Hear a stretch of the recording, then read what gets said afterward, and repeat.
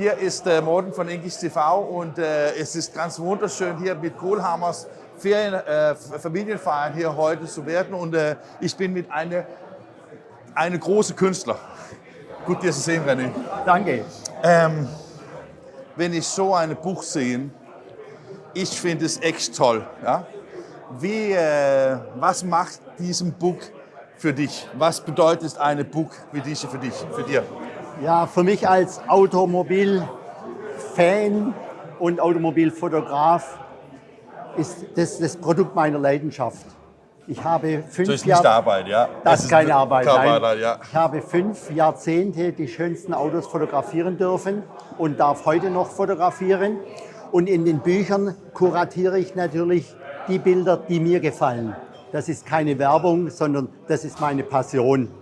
Und was das ganz Besondere an den Büchern ist, dass die Bilder in Großformat noch einmal ganz anders wirken und der haptische Effekt, wenn man blättert und die Ruhe und man kann weiter blättern oder man kann stehen bleiben, man kann das Buch liegen lassen, rennt weg.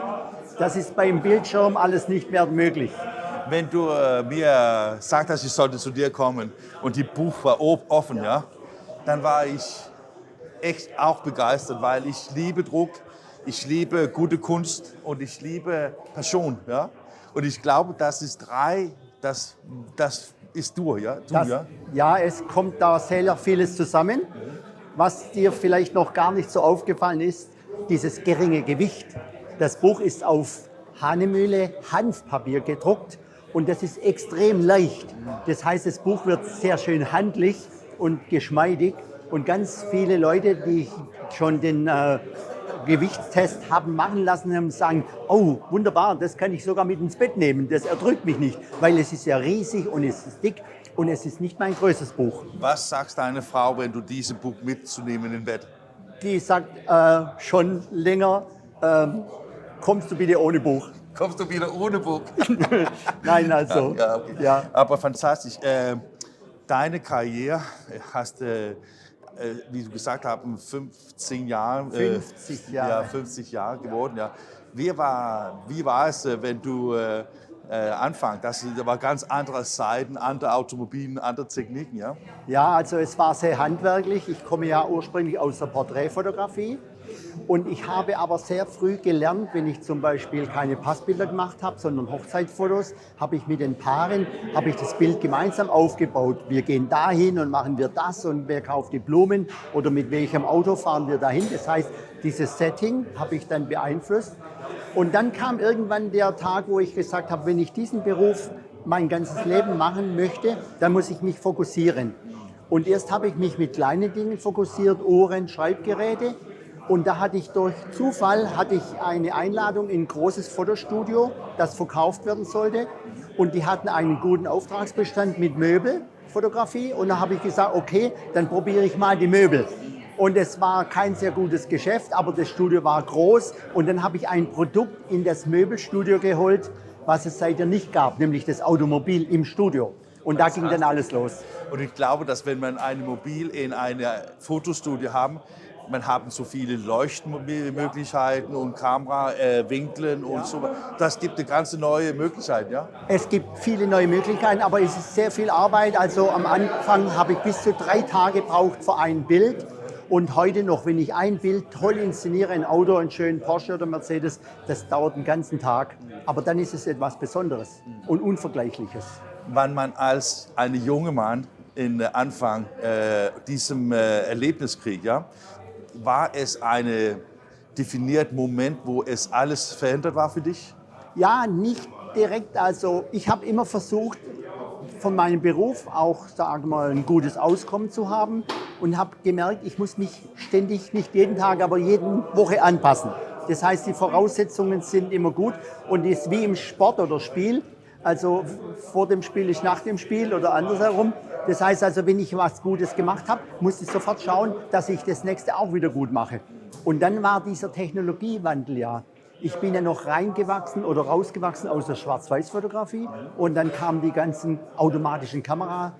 In den 70er Jahren konnte plötzlich jeder ein gutes, scharfes Bild machen oder vielleicht kein gutes, aber gut belichtet und scharf. mit Autofokus und Auto-Exposure und bla bla bla. Und der größte Step war dann mit Einführung von Photoshop, wo an jedem Bild im Nachhinein nochmals Wünsche entstanden. Also es war am Anfang ganz Wahnsinn. Der Kunde sagt, kannst du das noch machen, kannst du das noch machen. Ich bin mal in einer Besprechung aufgesprungen, habe gesagt, ich bin Fotograf und kein Retoucheur. Aber irgendwie gehörte es zusammen. Und dann Jahre später kam dann CGI, die computergenerierten Bilder. Und Gott sei Dank hat meine Frau und ich zusammen 2 Söhne auf die Welt gebracht. Und erst kam der eine und hat praktisch das CGI im Studio groß gemacht. Und dann kam der andere, hat Bewegtfilm ins Studio gebracht. Und so haben wir sozusagen dann den Anschluss an die Neuzeit bekommen. Ja. Aber du hast keine Arbeit in die ganzen 50 Jahren, weil alles war nur Spiel und Spaß, ja? Nicht alles. Es war schon manchmal auch ernst, aber es macht immer noch Freude.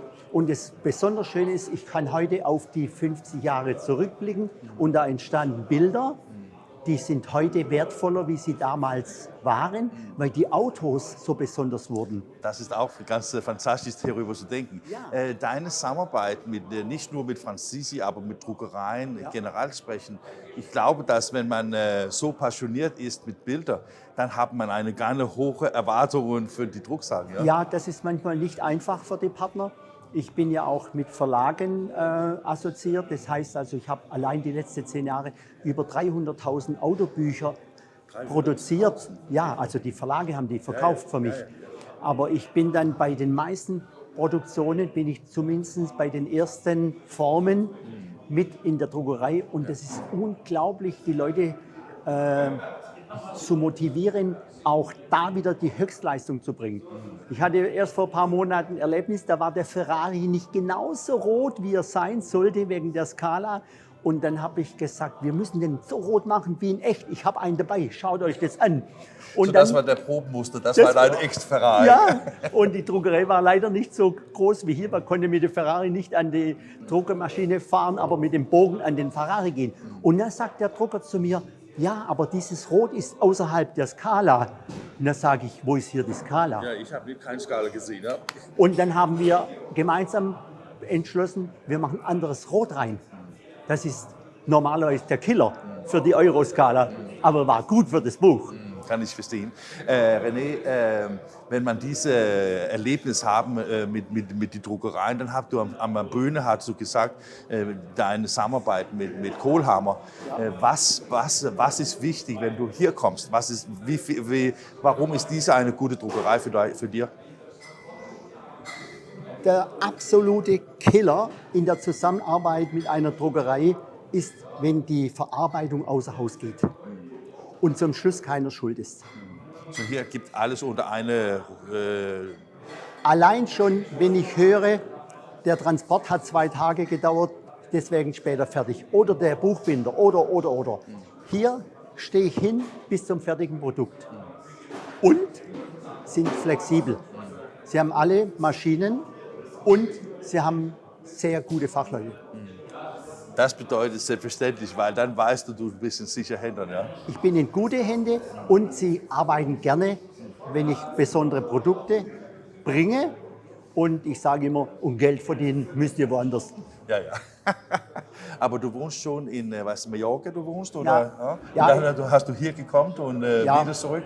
Also ich fliege heute wieder zurück, aber ich bin auch viel in Deutschland, weil das Studio ist gar nicht weit von hier. Aber ich bin immer hier und da. Und Mallorca habe ich nicht nur ein kleines Ferienhaus, sondern im Moment baue ich eine Ausstellung auf in einer wunderschönen Galerie in Port Andratx. Und nächste Woche gibt es ein sehr, sehr großes Oldtimer-Event, Icons of Mallorca. Und dann kommen die nicht nur über die ganze Insel, sondern die kommen nach Port Andratx und gehen in die Galerie und hoffentlich bewundern die dann meine Bilder. Ich habe die letzte Frage und es ist eine unmögliche Frage zu beantworten. Welches Auto fährst du selber? Also heute bin ich mit einem alten Porsche da, von 1989. Es ist wie neu, weil er wird ganz selten gefahren. Aber ich habe auch einen Mercedes und meine Frau hat noch einen X5 und dann können wir immer tauschen. Und ich habe sogar ein Elektroauto für die Stadt. Aber das hat in 5 Jahren nur 2600 Kilometer. Die Stadt ist sehr nahe. Und in Standardfarben oder deine eigenen Farben? Meine Farbe eigentlich ist schwarz und ich habe ein Leben lang nur schwarze Autos gehabt. Aber der Porsche ist in Rot, weil den habe ich gebraucht gekauft, war schon rot. Aber wenn ich jetzt wieder ein Auto kaufe, kaufe ich vielleicht auch mal eine modernere Farbe. Fantastisch. Danke sehr. Ich danke Gut, dich zu dir. treffen. Dankeschön.